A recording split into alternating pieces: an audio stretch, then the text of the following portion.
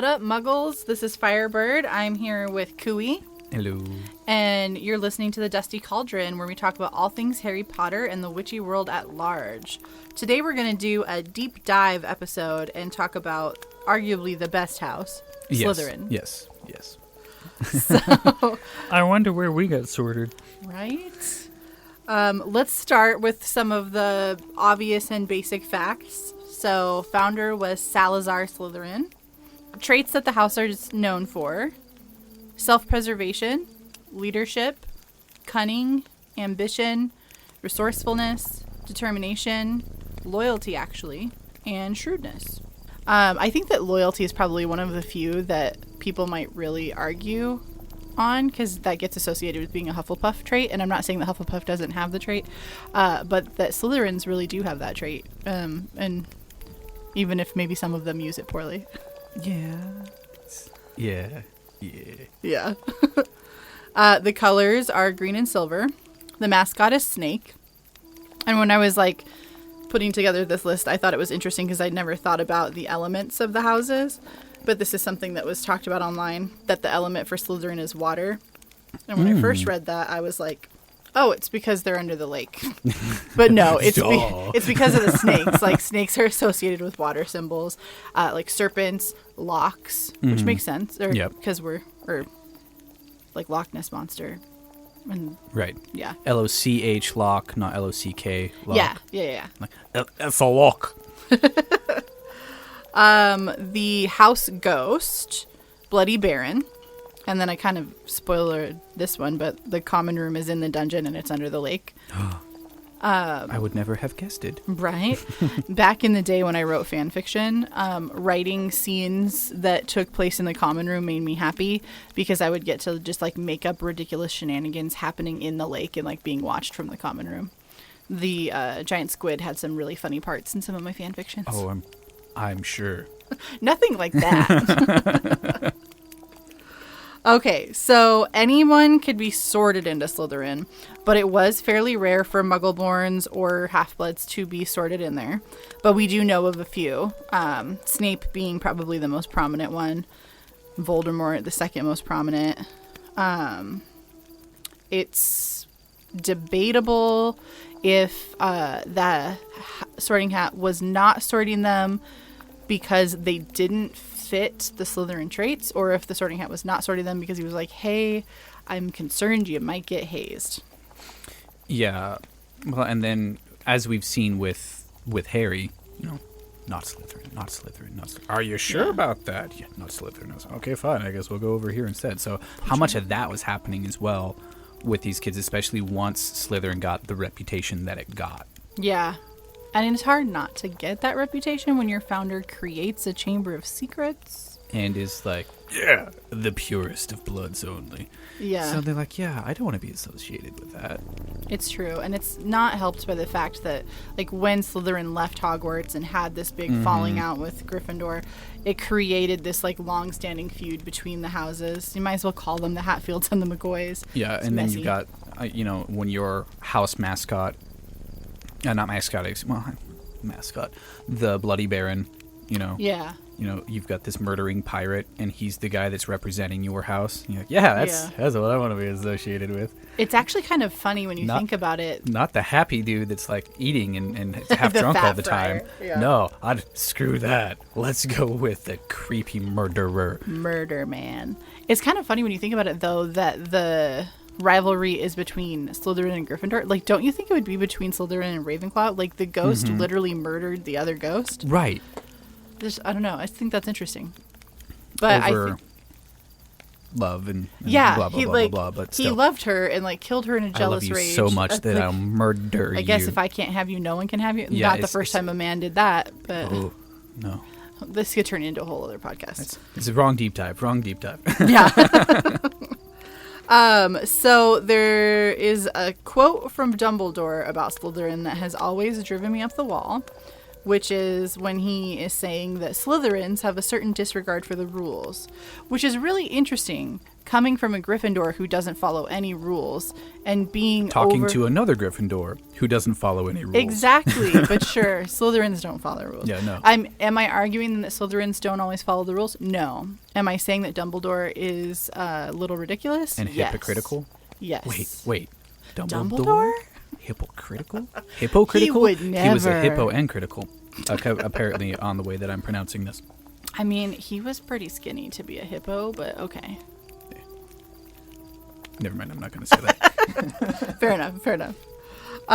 So you could argue that Slytherins are prone to obsessive love, possibly unrequited obsessive love.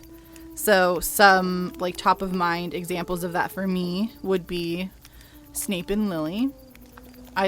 You might even argue just obsession, not obsessive love, because it gets to a point where it's not really love. Yeah, and back again to the Bloody Baron. It's that was the next on my list. Because it's the same concept. It's not even unrequited, because that's one level. It's the obsession with it as well. To the point of mania.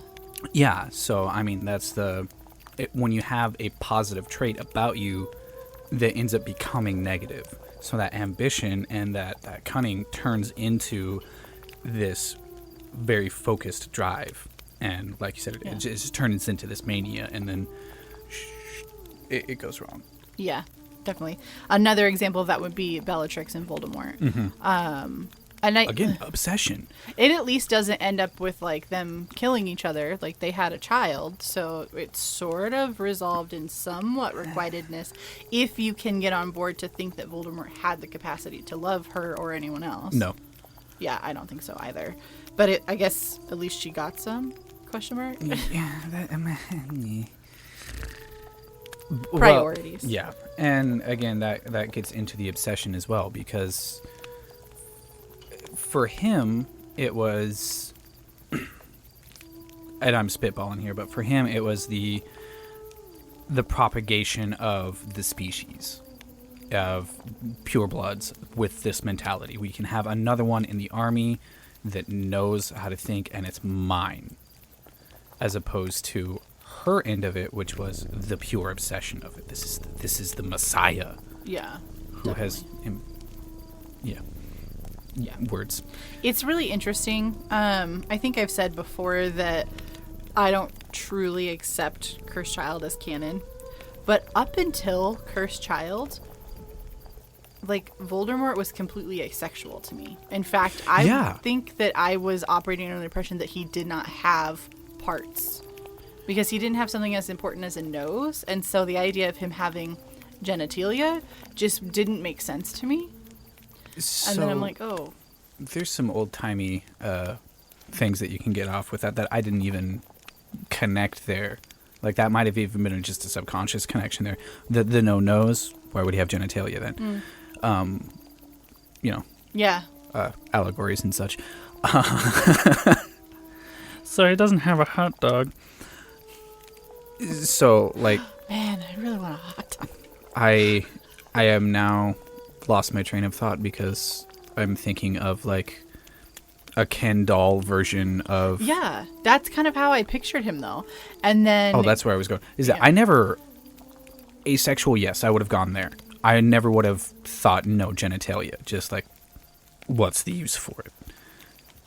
I think that's valid. And that's relatively the same concept of what's the use for it, as opposed to not even having it, because you're not using it and you don't care to use it. Yeah, but I mean, it's definitely different than being asexual and like being a eunuch, right? Like those are two different things. But I hear what you're saying. So like for me, because I never thought about it of being as anatomically impaired as a Ken doll. Fair. Yeah, I guess for me, it made sense because I was thinking about, like, he constructed a new body, and why would this construct need that? And that's fair enough as well. And we don't know how that spell fully works and all that fun stuff, so. Probably for the best. If she had gotten into that kind of detail, then the churches trying to ban the books might have been onto something. Yeah, well, and they might have had some real power behind it, too. They might have had some real ammunition to use if that was the case. I mean, we're already saying random Latin words, so let's throw in actual spells. Yeah. Right. That would go over well. The dark magic. So this one's like straying from the idea of obsessive love, and it's just more obsession, but Draco and Harry. Now the fanfic people will say it's still obsessive love, right? Because that's a very popular ship. And the unrequited part of it as well. Yeah. Blah, blah, blah. I don't buy into that one personally. Yeah, no, that's not really my cup of tea. But the obsession, I would say yes. 100%. And I would say it goes both ways. Both ways, because if anything was going wrong, it had to have been Draco's fault. Yeah. But, so if you argued that obsession is inherently a Slytherin trait, it would still make sense that Harry was obsessive because Voldemort. Yeah, being the heir of Slytherin. That too, yeah, he is a descendant.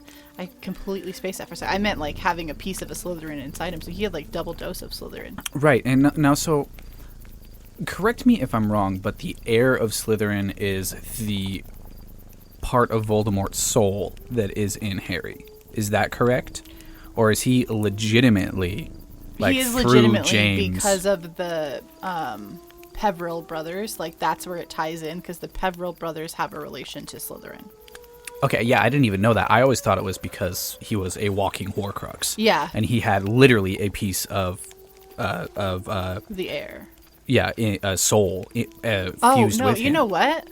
I am wrong. He's a descendant of Godric Gryffindor. Yeah. So the Peverils must be related to Godric then. Yeah, so I know through that Yeah. he was descendant of Gryffindor. I think that I have been influenced by fan fiction. Because I think that I have read many fan fictions where Harry is truly a descendant of Slytherin. But I think you're right. His connection is Voldemort's sliver of soul. Right. But even then, I mean, he is, technically speaking, was almost sorted into Slytherin. Yeah. So, and you got to give the Sorting Hat a little bit of credit to realize that that's still a part of him. Like, he reads people so well, you don't think he could have said, hey, you know, it's real weird. This kid seems to be two different people. Or he seems to be very, very, very, like, almost identical to this one other kid that I saw, like, 50-odd years ago. You know that one guy who turned into a piece of shit that you're always talking about in your office? You know, Baldy He's with here no in nose? This child. Yeah. Well, I guess at that point you wouldn't know Baldy and no nose, because prior to death, Voldemort had hair, but... Did he, though? I'm pretty sure, yeah. I don't know. I'm just being that guy. I don't know. Fair enough. Fair enough. Any hoozles. Also, in the obsessive thing, you could say that that's represented pretty well in all of the Death Eaters, or the Knights of Walpurgis as they were when they were at Hogwarts. Right, and because of, one, the obsessive fanaticism that they showed to Voldemort, but then the obsession of, and the fixation on dirty bloods and so on and so forth. Because others don't have that. I mean, obviously that's not the mindset that they have either, but they don't have that fixation on lineage in anything up to that effect. Definitely. I wonder how many Slytherins are autistic. That'd be an interesting study. Yeah, and that could help with between the cunning and the obsession of it all as well. So something that I find interesting is that Slytherin actually has a direct tie to Ilvermorny in America. I know. Yeah. So another heir of Slytherin. Yeah. Isolde Sayre. She left. She didn't want to be involved in any of this like pureblood nonsense. Right. Went to America, started a school, and one of her houses is the Horned Serpent. And so I just found that really interesting. There's always a snake. There's always a snake. Like Draco, for instance. Those of you who didn't know, if you're listening to this podcast, you probably did.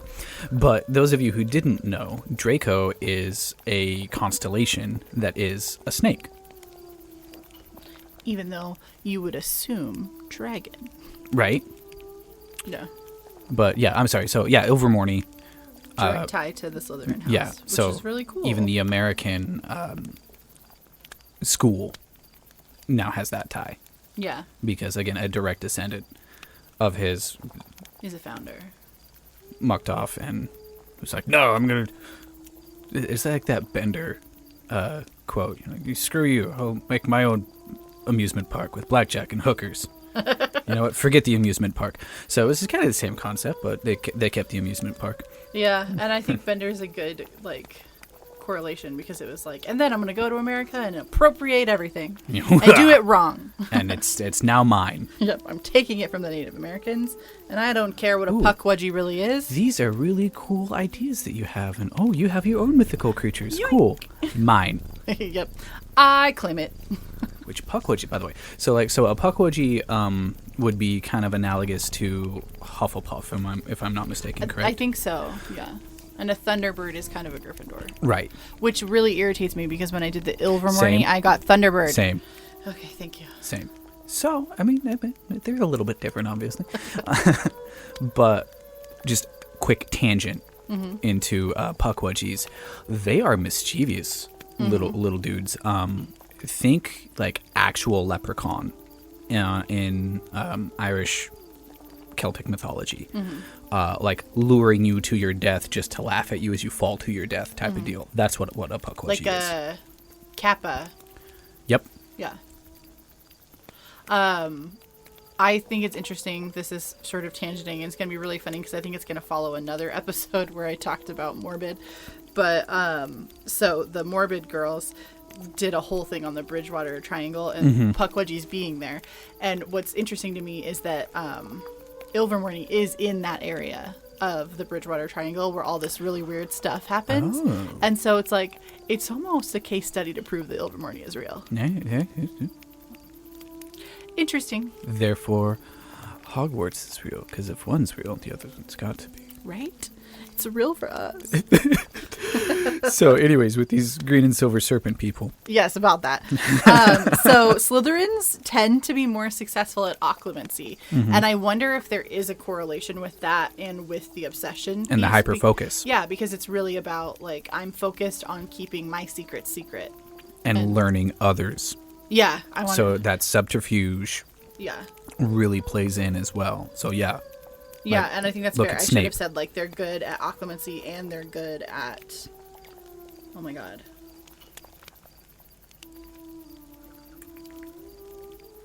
So the spell is Legilmens or Illegilmens or whatever, but is that what the art is called? No. It's not mind reading, but it is. Right. It's and the other one that I was intrigue. That's the word I'm looking for. They're good also with good at intrigue. that. That's what I've been grasping for. Yeah. So intrigue and not mind reading, but picking up on those and reading the subtext. Yeah. I thought it was interesting that outside of Dumbledore, basically every character that we hear about that's good at occlumency is a Slytherin. Mm-hmm. I thought that, who teaches Harry? Snape. And, Harry's terrible at it. Yeah, that's the Gryffindor. Yeah. But Bellatrix is really good at it. Draco's pretty good at it. I would argue that Narcissa is good at it, even though we're not getting concrete first source that she's good. I don't think she gets enough credit first and foremost, but and she's demonstrating enough of clearly not buying into the ideology that she has to be good at it. Otherwise, she'd have been killed by now. Right. So again, allegorical Nazis. If you are not. At this point in time, when Hitler's already in power, if you're not, the Führer, he's the greatest. I don't know what we would have done without him. If you're not that level, then they're like, maybe you should take a train ride. Disappear. Would you like to take a step inside the shower? You know, work will set you free. Yeah. Which. Yikes. More tangents. Anyways. Yeah, that's a dark train. Let's not get on that one. Yeah. I even wrote down that Harry is a descendant of Slytherin. Well, because that's the way it's presented to us through the book, is that he is. But then we get later on, well, that's because of the fact that you've got a piece of his soul in you. Yeah. And he legitimately was an heir of Slytherin. And because he made you an accidental Horcrux that he doesn't know, but I do because I'm Dumbledore and I'm the smartest man in the world, then ergo you now are technically the heir of Slytherin. That's how he's able to do Parseltongue. Yeah. Which, are any other houses able to have their own animal language like that? Do you know? I don't know if there are any other, like, true animal languages. I think any other communication that happens, like when we see Scamander doing all of this, is he's just learning, like, their mannerisms. Yeah, he's just I picked think up snakes on... are the only ones that actually have a language, unless we want to devolve into if we're calling mermaids animals or sentient beings, right? But, like, most of them I don't think have languages. That's a debate I don't want to get into right now. That's Yeah. another... we could have a whole episode. Yeah, that's a whole other topic. Yeah, so I guess just the snakes then. So that makes us even more special. We have our own club language. It's true. I don't know that I want to talk to a snake. Something that's kind of interesting is that the first house ever mentioned in the series is Slytherin when Harry meets Draco, and the last house mentioned in the series is Slytherin in book 7, because Albus is fearing being sorted into Slytherin. Right. Just kind of bookended the whole series with the best house there is. Better house, I guess, but yeah. Yeah, okay. It all depends on what exactly we're talking about with it, but yeah. Yeah. I get you. The one thing that does get under my skin a little bit is the only password for Slytherin that we've ever known is pureblood. Pureblood, yeah. Which doesn't help make the case that they're not all racist. Right. And so this is something that you and I were talking about earlier is, again, allegorical Nazis, right? So it's not that not all Germans were Nazis, but for the most part, all Nazis were German. Now, I can't say all because there were a lot of non-German Nazis in World War II. But for the most part, if you were a Nazi, 99% chance you were German. So, same story with this, with the Death Eaters and so on and so forth. If you are going to be siding with Voldemort, I just kept wanting to call him Salazar. If you were siding with Voldemort, you were probably a Slytherin. Like, 9 times out of 10, you were not even then, like 9.9 times out of 10, you were a Slytherin. You do have your outliers, Peter Pettigrew, for instance.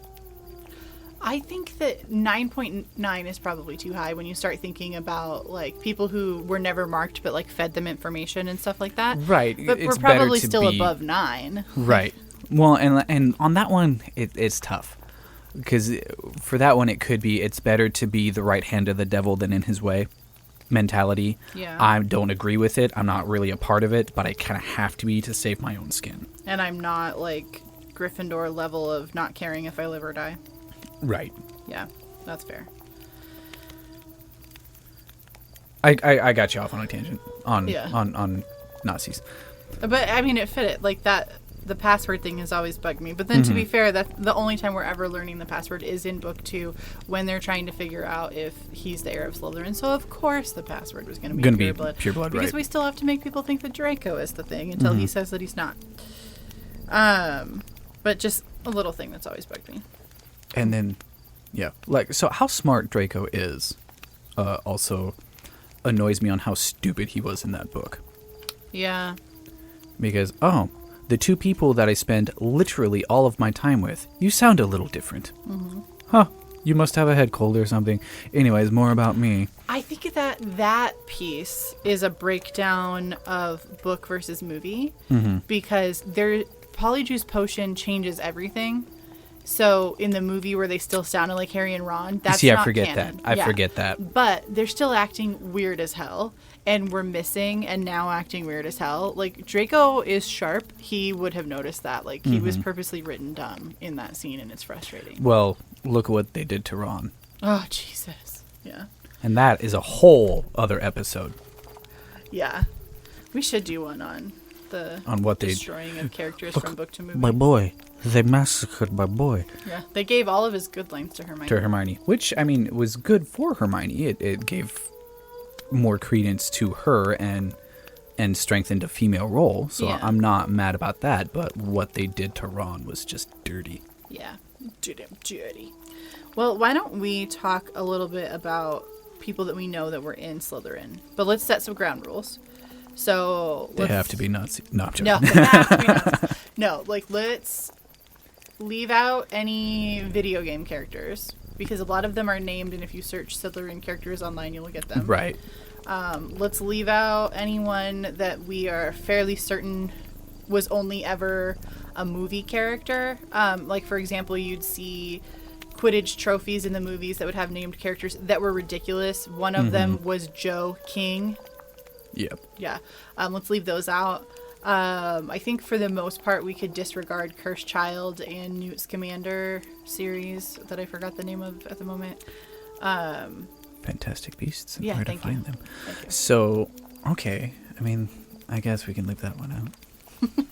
I mean, you could. So, what's her bucket was a Slytherin, then she's actually a good example of a good Slytherin. Exactly. That's my Letta Lestrange. yeah. That's my one of my go-to goods besides Slughorn. Yeah, he's a good one. I think you could make an argument too that the younger Black, that he is an example of a good, like misled by his parents and found the right way in the end. Regulus. Yes, thank you. Ending up saying, F you to all of this. I've moved it, this Horcrux. Yeah, and interesting that the tipping point is the treatment of a house elf, considering that he's Right. a Slytherin and a pureblood.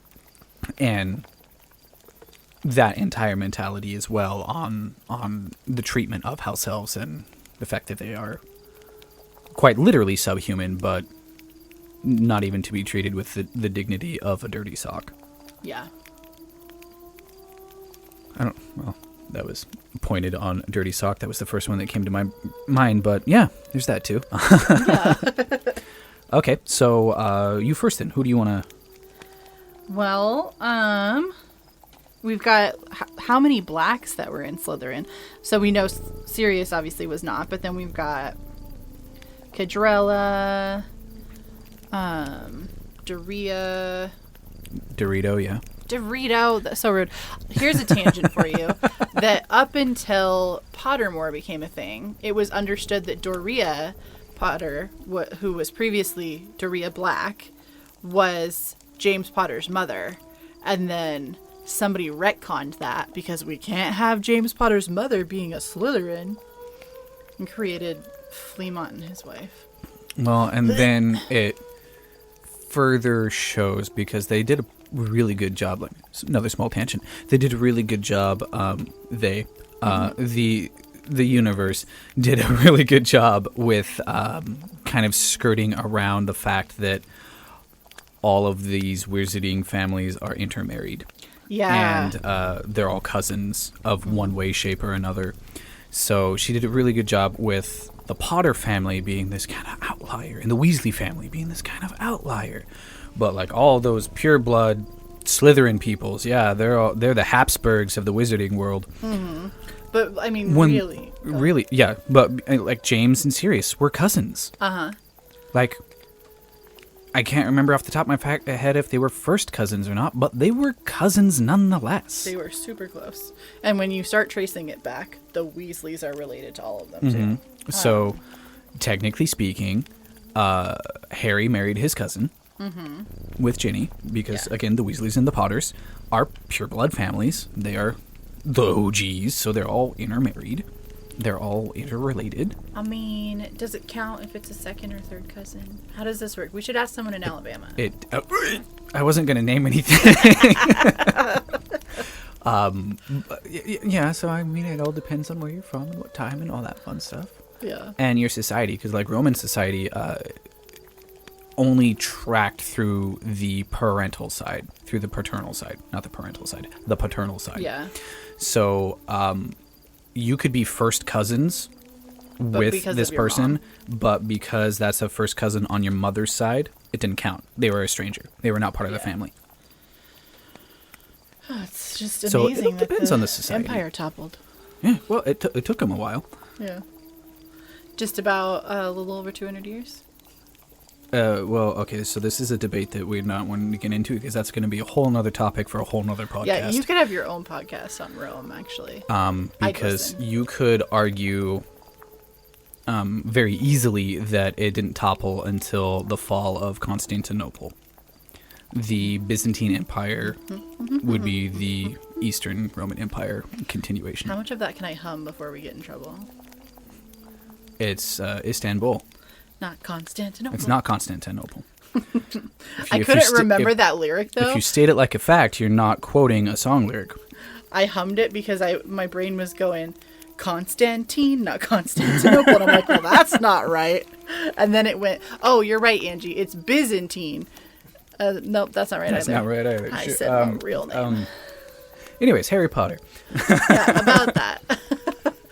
How do we get... Oh, yeah. They're all intermarried. It was the point that I'm making. So she did a really good job of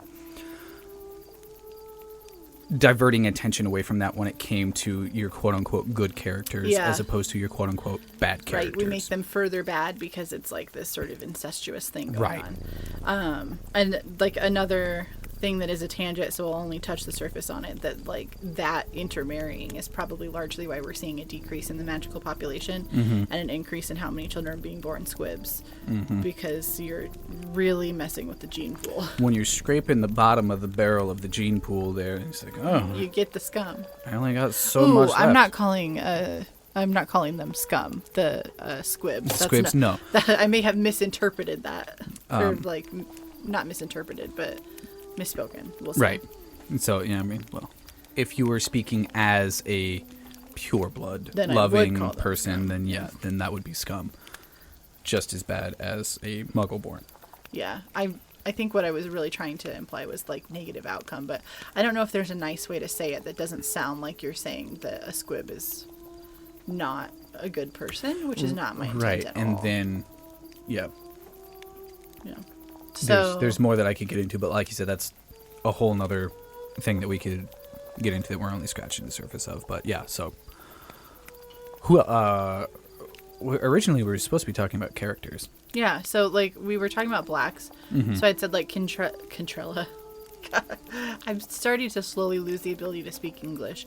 Cadrella, Doria, you have Orion Black. There's a ton of blacks. I feel like half the House of Slytherin was the black family. The Lestranges. And the Lestranges, yeah, that was the other one that I was just going to get to. Amicus and Electo Caro. I never remember which one is the girl. Electo, probably, right? That sounds slightly more feminine. As opposed Rosier? to Amicus, yeah. I can't remember what Rosier's first name was, but he was a Slytherin. Evan.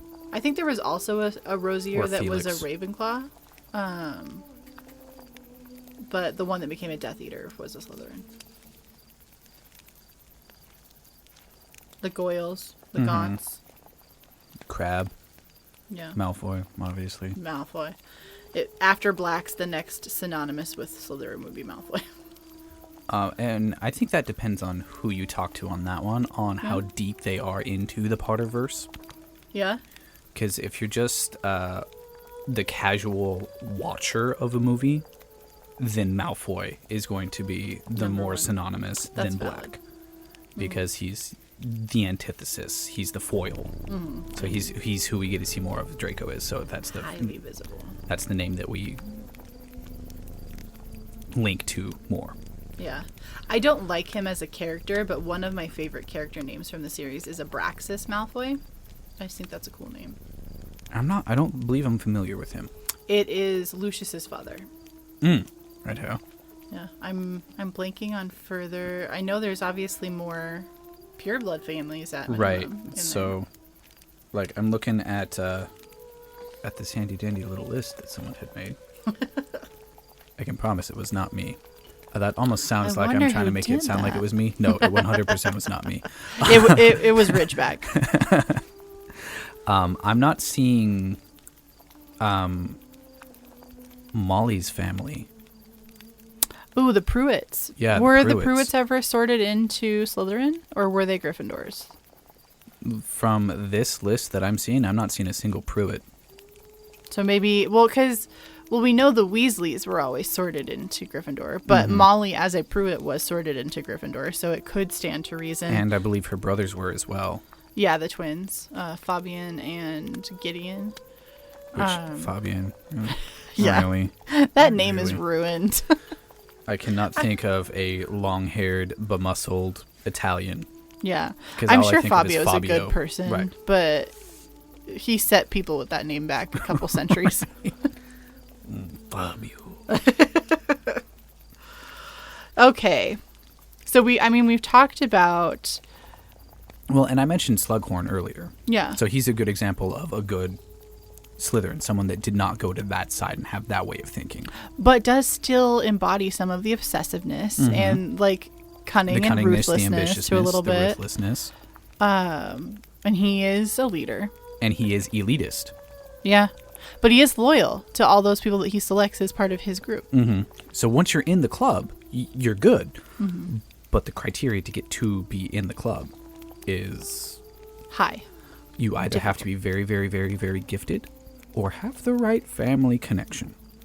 Or just connection. Or just connection, period. But so for him, it's still an elitist thing, but it has nothing to do with lineage. It has almost everything to do with merit. And then a little bit of social business sprinkled in. But for the most part, it's a meritocracy for him. Yeah. So there's another good example to not have in the bad peoples. Yeah. The scales are still very unbalanced, don't get me wrong. Yeah. But I mean, part of that too is the universe's attempt to give a very black and white picture of what is good and what is evil. And so, of course, if we're putting Harry Potter up as the pinnacle of everything that is good, we need a dark to compare him to. So we put everything in one category to be dark. Because, all children just come in 4 shapes and sizes. That's it. 4 categories. Brave, smart, evil, and miscellaneous. Yeah. It's okay. My wife is miscellaneous. So is my husband. It's okay. I love the miscellaneous. And apparently we're evil. So So what's wrong with our spouses? That's the real question. They married us, for God's sakes. They knew. So, we've talked about the whole, allegorical Nazis. If you're in Slytherin, are you a Nazi type thing. What are other, automatic assumptions that people who do not like Slytherin buy into? So obviously you're evil. You're conniving. It's different than cunning. You're conniving. Yeah, and cutthroat. Backstabbing. You are only out for number 1, and that is you. Yeah, and it's interesting because, you could probably argue that there are Slytherins that would fit that, but ultimately the drive for a lot of them is that they want to be the leader, right? You have to have someone to lead, so you can't be completely cutthroat. Right. And then you get into the other side of that coin of if everybody's a leader, someone's got to be the leader. So now you're all scrambling on top of each other to be the one on top instead of realizing that you are all leaders in your own right. Get your own group. Yeah, But no, I need to be the leader of this group. No, I need to be the leader. Well, I am the leader of this. No. I'm the leader of the leaders. I'm the leader. If you have 6 chiefs in the room, someone has to be the chief executive. Yeah. It's almost like you're a CEO or something. That's crazy. General manager or something like that. When I'm in a room holding a meeting, everyone in the room is a leader. But I'm a leader of those leaders. Yeah. Because I'm conniving. No, Yeah. I'm really not. Backstabbing and How dare cutthroat, and you are only out for your own personal interests. Which is why I got into social services. Right. Helping out the needy and such because of my wait, hold on. It's not mathing out. I'm starting to sound like a Hufflepuff. So, Shots fired. the questions of the hour. Do you have any thoughts about Slytherin that you've got to get out or you will die? So again, we are not the miscellaneous evil peoples. I hate that, and I do think that over the years, people have started to not do that and to realize that it's just a trope. Obviously, you still have a fair amount of people that are still going to go, Slytherin. So there's good and bad in everybody. There's good and bad in every house, in every person. So just because I'm a Slytherin does not mean that I'm gonna get you. You know, that's my big takeaway. That's what I would say. And I agree with that. I'm gonna have my parting note on this be a short story about a person who I think does still buy into that. And this is not a story where I'm shaming them. It's a story really where I'm just pointing out my own obsessive nature. I was at a Rotary meeting and I was going to be the presenter that day. And when I got up front to present, we were having technical difficulties. So I was making conversation with people to distract them from the fact that we were having technical difficulties. Well, we got it figured out. And part of my intro had included something related to me and Harry Potter because we had recently hosted like a virtual fellowship event where it was a Harry Potter trivia competition. So obviously I wrecked the competition.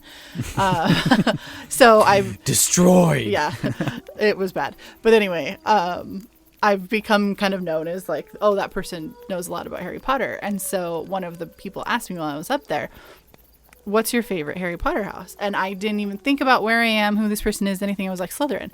And saw his face crumple, like she just stood in front of this whole group and said, I'm a Nazi. And so I was like, that's a really nuanced question. And when we get a chance, I'll follow up with you at the end of the meeting to explain why it's my favorite house. And then he left early and I did not get to follow up with him about it. And so I think he didn't want to be around you. Probably. Scared but now, him away. Often, I this think. woman is after me.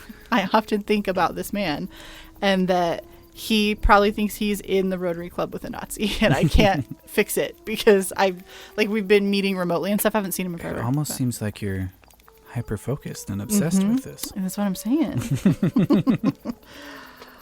I did want to talk real quick though on like some etymology. Okay. That we always go to with Slytherin. Obviously, snake. Everything's got to be about a flippin' snake with this house. Draco again, snake.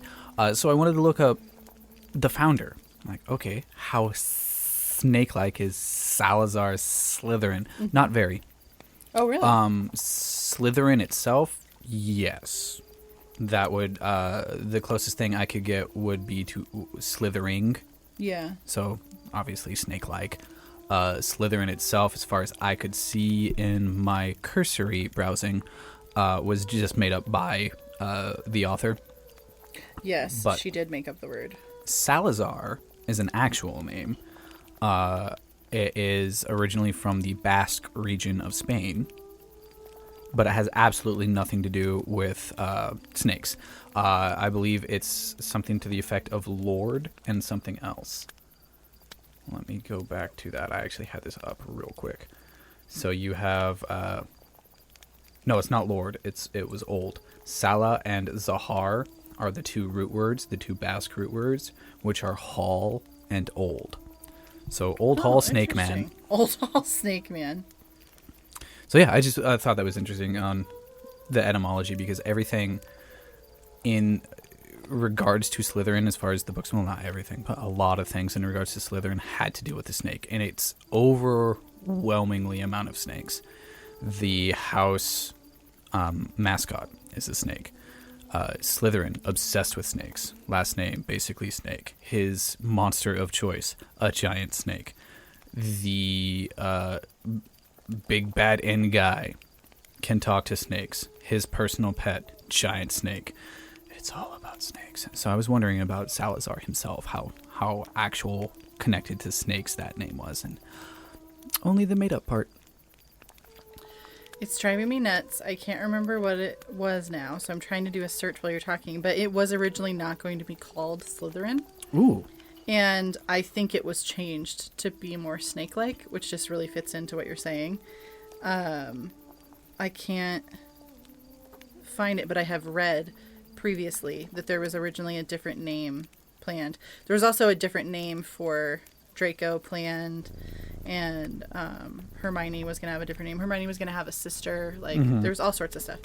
And her sister was not going to have magic, which I just thought that would have been an interesting dynamic. I wish they would have kept that. Would have been really cool if the author had any sense of forethought on that. But no. Right? The universe acts in mysterious ways. While you were talking about the founder, I had another thought that is, again, making fun of me, but I wanted to share it. It's a little bit name droppy, but he'll never listen, so I think it's okay. There is a who'd you rub elbows representative. with? No, not name dropping that way. There is a representative that works with the Washington state government, and his name is Salvador Salazar. His first name. He has 2 last names. Yeah, his first name is not Salazar. But did I call him Salazar several times via email because I kept thinking of Salazar Slytherin? Absolutely, yes, I did. And by the third one, the correction was not as polite. And that's fair, man. If I kept getting called not my name, I'd be irritated too. But it just proves that I have a problem. So I'm going to throw out real quick. I have a super common first name. When I went to school at a very, very small area, there were 350 people in my hometown. There were 14 people in my graduating class. There were 84 kids in the high school. This was a public school, not a private school. There was a public school. At one point in time in the high school, there were 5 people with my first name. Which is just outrageous. So I have a very, very popular first name, and it still boggles my mind when people mess it up. It's a biblical name. It's an easy to remember biblical name. It's a very common name, obviously, so it's not like Ezekiel or Hezekiah or anything like that. I thought your name was Ezekiel. No. My life is a lie. No. But it's a 2-syllable name, and people still call me nowhere near that name. Like working at Walmart, people would call me everything else under the sun. Well, you looked like this. I accidentally called you by the name of your coworker. You mean the one who's 4 inches shorter than me in a completely different shade? You're a chameleon. Yeah, Kuwie. apparently.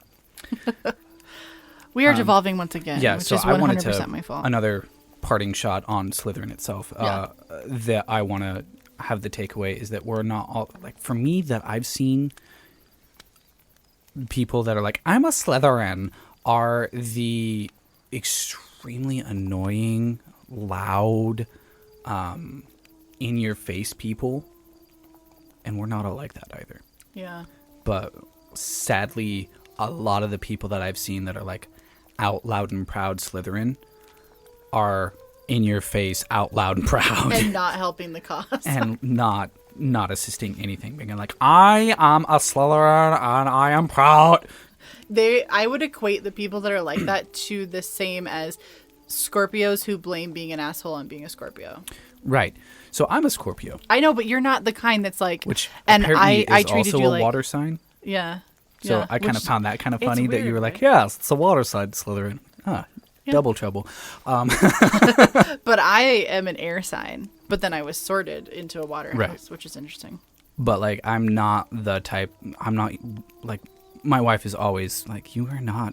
A Scorpio. You're stereotypical Scorpio. Yeah. And no. Are you a cusp? Like when No, does- I'm in. okay. I'm. right dead center. I'm in it. I'm not dead You center. defy logic. I'm not dead center, but I'm definitely in it. I'm not on a cusp. I'm not, and I don't, I don't know if Mercury's in retrograde or not. I have no clue what that means. Mercury is in Gatorade. Yeah. So I have no clue what that means. I have a very cursory knowledge of it, but I know I'm not on the cusp of anything. But that's my other. Back to what we were trying to get to because we keep devolving. That was my This last. is gonna be a great episode. Yeah. That was my last parting things that were not all that loud in your face. Slytherin and proud, and you've got to know it type of personality. Yeah, definitely. Dun dun dun. So, I think that's good, like, parting. Oh, Thanks shut up for now. tuning in. Yeah, you fucking better. If you're Jones, Sorry. I'm gonna just take him out back and beat him. It's not a big deal. If you're jonesing for more witchy goodness between episodes, you can check us out on Instagram at Dusty Cauldron Podcast, on Facebook at the Dusty Cauldron Podcast group, email us at dustycauldronpodcast@gmail.com, or check out our website, www.dustycauldronpodcast.com. You can subscribe to this podcast wherever you're listening if you want to hear more. And remember, not all Slytherins are evil, but there may be some Slytherins that were evil. And don't forget to stir whatever you've got brewing in your cauldron right now. Bye! Bye.